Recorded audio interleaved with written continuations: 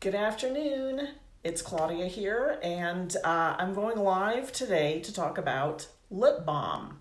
I've been dying to make lip balm for a couple of weeks now, and I think I'm finally going to have time tonight. So this video is one of two. I wanted to talk about the ingredients that I recommend for skincare. To give you a little background, I'm trained as an aromatherapist. I'm professionally certified. I have many hundreds of hours in training in aromatherapy, and part of that training involved making a lot of skincare products.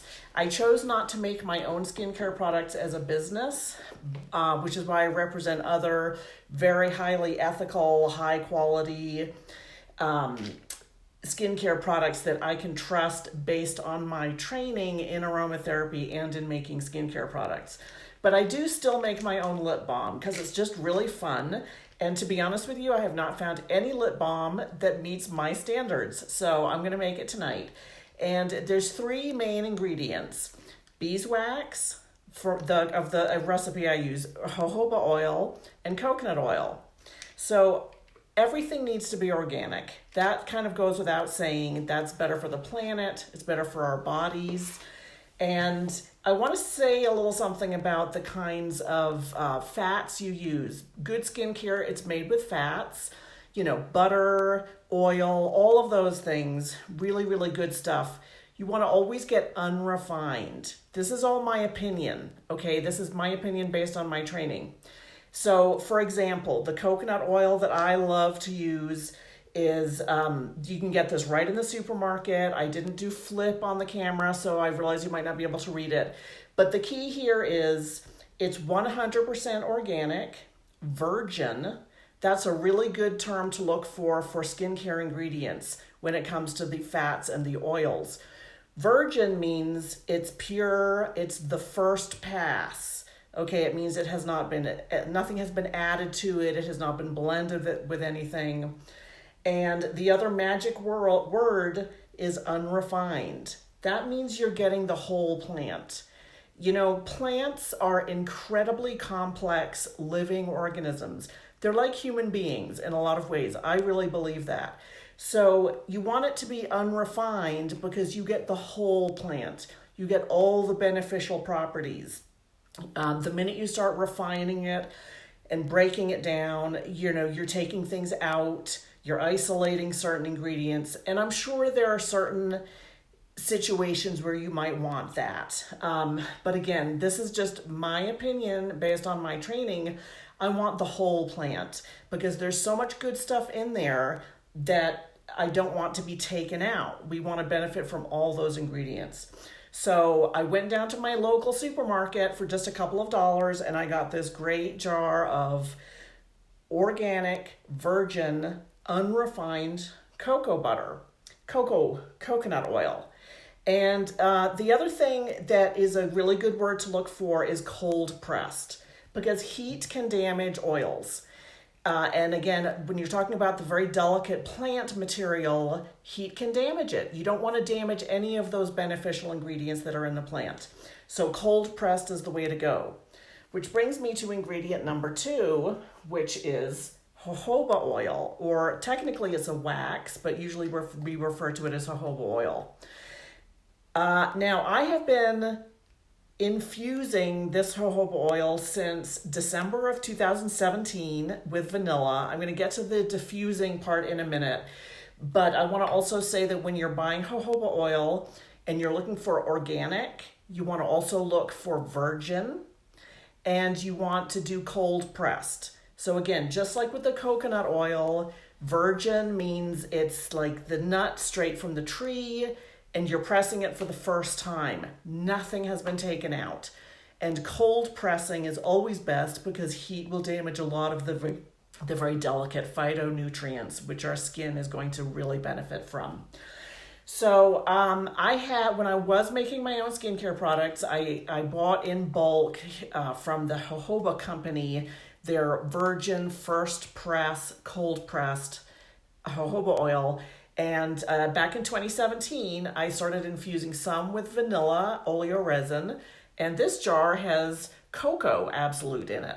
So that'll be my exciting choice. Do I make my lip balm with the vanilla infused jojoba oil or the cocoa infused jojoba oil?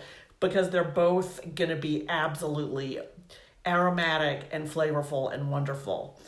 Another thing about jojoba oil is it's very unique in the lipid world because it's very, very shelf stable. I mentioned technically it's a wax, although you don't usually hear people talk about jojoba wax. As long as you keep it away from heat and in your closet, preferably sort of cool, dark place, this will be shelf stable for years. So the fact that I've been infusing this with cocoa and with vanilla since 2017 means it's going to be just like packed with the aroma and the qualities of the cocoa and the vanilla. And in infusing, if you're infusing an oil with vanilla, you need to use vanilla oleoresin, which is a very, very thick tar-like substance. But that is the only thing that is going to infuse into oil. Essential oils will not get into the oil. And the same with cocoa. You want to use cocoa absolute. And absolute is just a sort of technical term about how they extract it. This is a CO2 absolute, which again just has to do with the method of production. If you put essential oils in a fixed oil like coconut oil or jojoba oil, nothing's going to happen. They're not going to blend. It has to do with the molecules and the way they work chemically. The infusion has to be, again, with vanilla oleoresin.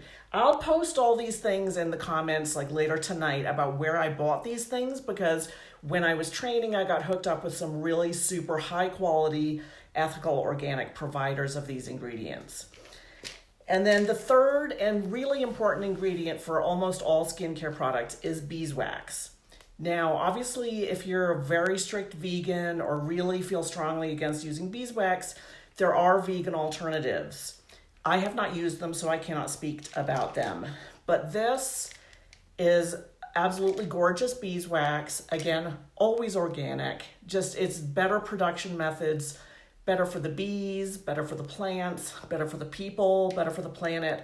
I mean, really, there's just no excuse for not using organic anything, honestly. And beeswax will also, because it's made by bees, just like honey, it will take on properties and aromas from where it's produced.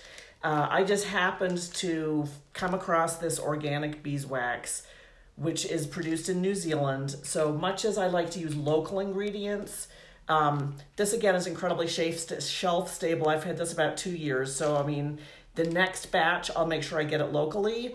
But this organic New Zealand beeswax is just delightful. So I'm going to finish using it.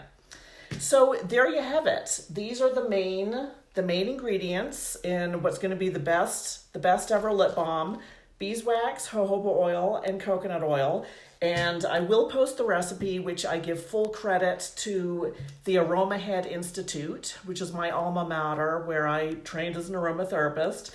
And as far as adding essential oils for scent and a little bit of flavor, that's going to be added at the very, very end because they're extremely volatile. They're actually, I think, kind of misleadingly named because they're not oils at all. They're much more similar to something like alcohol. And they will evaporate in the blink of an eye when you add them to something hot. So they will be added at the very, very last minute. There will be a second live about when I actually make the lip balm, and I'll tell you more about them at that point. But those are the ingredients. And again, any kind of skincare, if you want to make your own, just stick with the organic, the cold pressed, and the unrefined. And that's half the battle right there. Post any questions below. I love talking about skincare, so please just ask away and enjoy. All right. See you later.